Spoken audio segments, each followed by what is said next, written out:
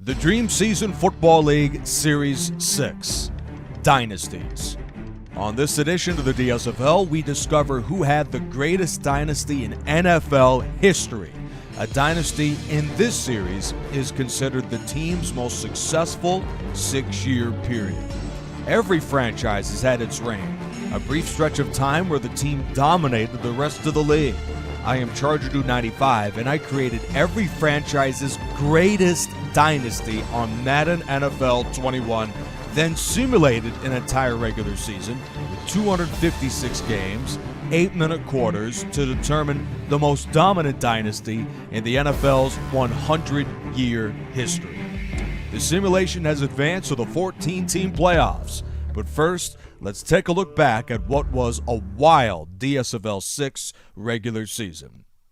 The regular season started off with a bang. In MetLife Stadium, Hall of Fame quarterback Terry Bradshaw committed a franchise record 6 turnovers to begin the year. That loss began a disappointing 2-3 start to the season for 1970s Pittsburgh. But the Steel Curtain defense, ranked 3rd overall in the DSFL 6, led the way for an 8-game winning streak and the 3 seed in the AFC playoffs. A remarkable turnaround for the 1970s Steelers. Pittsburgh's wildcard opponent is the 1990s Denver Broncos, who also overcame a terrible start to the season. From 1-4 to 9-7, Denver's turnaround was sparked by the Hall of Fame trio of John Elway, Shannon Sharpe, and running back Terrell Davis, who finished the season with a league-high 13 total touchdowns. Davis was just behind Emmitt Smith for the DSFL 6 rushing title. With 1,849 all-purpose yards, the Hall of Famer from Florida was the league's most dominant player, earning the DSFL 6 MVP award. But the 1990s Cowboys needed much more than Emmitt Smith to win 11 games and clinch a first-round bye. Cornerback Deion Sanders had the league lead with 6 interceptions. Wide receiver Michael Irvin reeled in 9 touchdowns and another 4 touchdowns for Jay Novacek at tight end. But in order to clinch the conference's top seed, Dallas had to beat division rival New York in Week 17. With just 3:28 remaining in the third quarter, tight end Mark Bavaro of the 1980s Giants gave the home team a 28-10 lead. Over the game's final 11.5 minutes, Dallas pulled off one of the greatest comebacks in DSFL history as they scored 19 unanswered points to win the game. The 2010's Seahawks finished just behind Dallas as the 2 seed, thanks in large part to an impressive comeback of their own in Week 14. Quarterback Russell Wilson, who missed a month of the season with a torn labrum, scrambles for the game-winning touchdown run against the 1960s Jets. Speaking of injuries, the 2010's Chiefs were dealt a tough blow when Patrick Mahomes broke his collarbone in a Week 15 loss to New Orleans. Luckily for Kansas City, Tyreek Hill racked up the most receiving yards in the league, helping stave off pesky Baltimore for the 7th spot in the AFC playoffs. Their Round 1 matchup, first-team All-Pro Peyton Manning and the 2000's Colts. Manning threw a league-best 25 touchdowns, but it was the versatility of Hall of Fame running back Edgerrin James that made this offense so dangerous.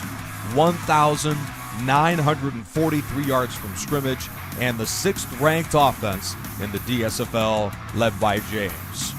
The Legion of Boom dynasty will attempt to stop Jerry Rice. Despite a barrage of injuries on offense, Jerry Rice caught 72 passes for 1,312 yards and 9 touchdowns. Those numbers put him 3rd on the incredible receiving yards race this year. Just in front of Rice is aforementioned Tyreek Hill, along with John Hadel's favorite target, Lance Alworth, otherwise known as Bambi, of the 1960s Chargers. Very few defenses could slow down the greatest show on turf, no matter if it's in the 2000s or the DSFL 6. The Rams dynasty was the first team to clinch a playoff spot Week 14 in a drubbing of AFC champion New England. St. Louis finished second in offense and a respectable 14th in defense, led by star cornerback Aeneas Williams. The 2000s Rams will visit the 1960s Packers in the NFC wildcard. The 1960s Packers should be a tough out, but they are 0-3 all-time are the Packers in DSFL playoff games. And finally, the 49ers. Joe Montana and company terrorized defenses during their 4-year Super Bowl run of the 1980s, but this dynasty finished just 17th in offense. However, they were 10th in defense. A dozen sacks for both Dwayne Board and Charles Haley, along with 81 pass deflections from that stingy secondary. We just saw San Francisco come back to beat Seattle last week in an incredible game. The two teams will meet again to begin the NFC wildcard playoffs. And with that, let's take a look at the playoff bracket in the DSFL 6. The 2010s Patriots and the 1990s Cowboys will watch wildcard weekend from their sofas as they have a top seed bye. Let's take a look first at the top left. First meeting of the season for Indianapolis and Kansas City. Broncos and Steelers in the middle is a rematch of a 31-13 home win for Pittsburgh in Week 2.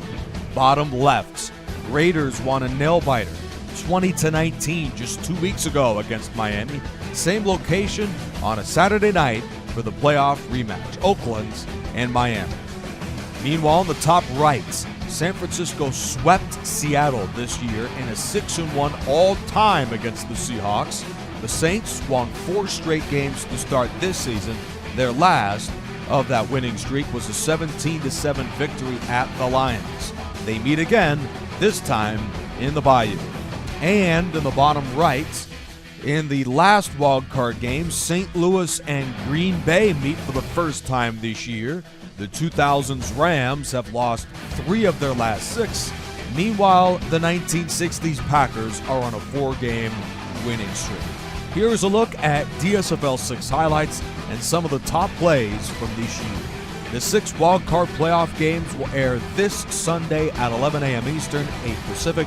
For more information, stats, highlights, and insight to the Dream Season Football League, visit DreamSeasonFootballLeague.com. Link is in the description. The DSFL Series 6, the series to determine the greatest dynasty in NFL history.